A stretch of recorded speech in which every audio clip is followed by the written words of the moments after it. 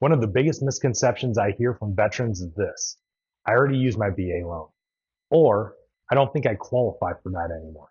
And most of the time, that's not true.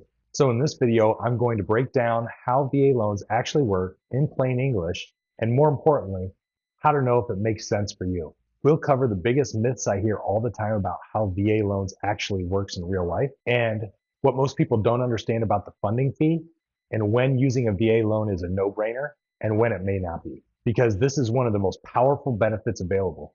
And a lot of people either misunderstand it or don't use it at all. Let me start with this.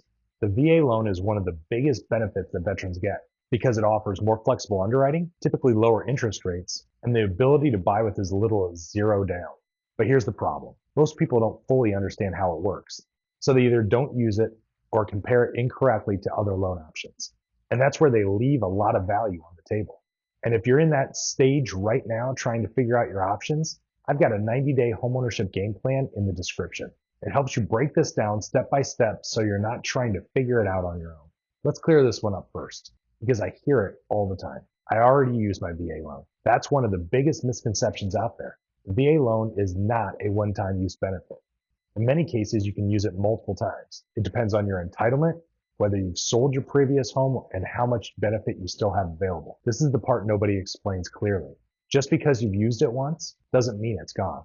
Before assuming you can't use your VA loan again, have someone actually look at your situation because you may still have options. Now let's talk about something that confuses a lot of people, the VA funding fee. When people hear funding fee, they immediately think, that sounds expensive.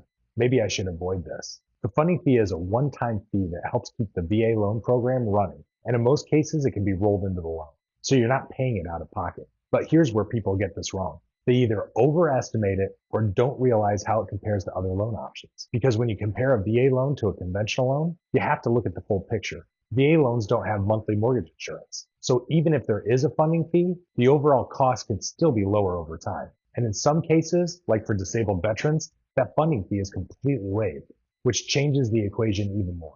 If this is helping you understand the benefit a little bit more clearly, go ahead and subscribe.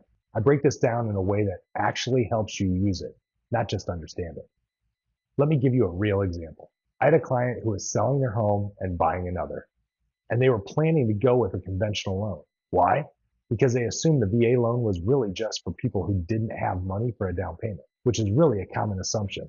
But once we dug into their situation, we found something important.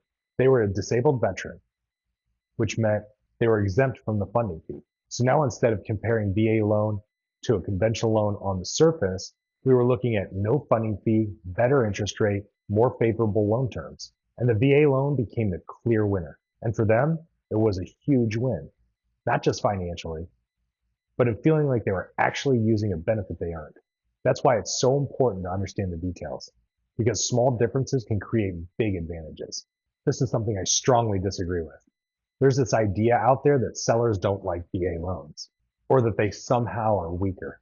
And this is where a lot of misinformation shows up, because it's not the loan that makes the offer weak or strong. It's the overall structure of the deal. Yes, VA loans have guidelines. Yes, there are appraisal standards, but that doesn't mean they're a bad option. The strong offer is about price, terms, communication, and execution, not just loan type. If your loan is structured properly and your team knows how to present it, the VA loan can be just as competitive. Another common myth is VA appraisals always come in low. That's just not true. VA appraisals are designed to protect the buyer and ensure the home meets certain standards. This is the part people misunderstand. They're not trying to kill deals. They're trying to make sure you're not overpaying for a home that has issues. And in most cases, VA appraisals come in just fine. And when there are issues, they're usually things that should be addressed anyway. And if you're trying to figure out whether using your VA loan makes sense for your situation, this is exactly what I help people break down every day.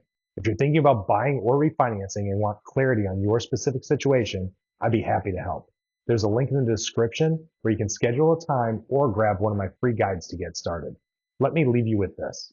The VA loan is one of the biggest benefits that veterans get because it offers flexibility, lower costs, and in many cases, the ability to buy with little to no down. But like anything, it only helps you if you understand how to use it. So if you're a veteran thinking about buying a home, don't assume anything about your benefits. Get clear on your options. understand how it actually works, and make a decision based on what's best for your situation. If this helped you feel confident about the process, make sure to subscribe. And if you want to keep learning, check out one of these next videos. I'll walk you through how much house you can afford and the biggest mistakes to avoid.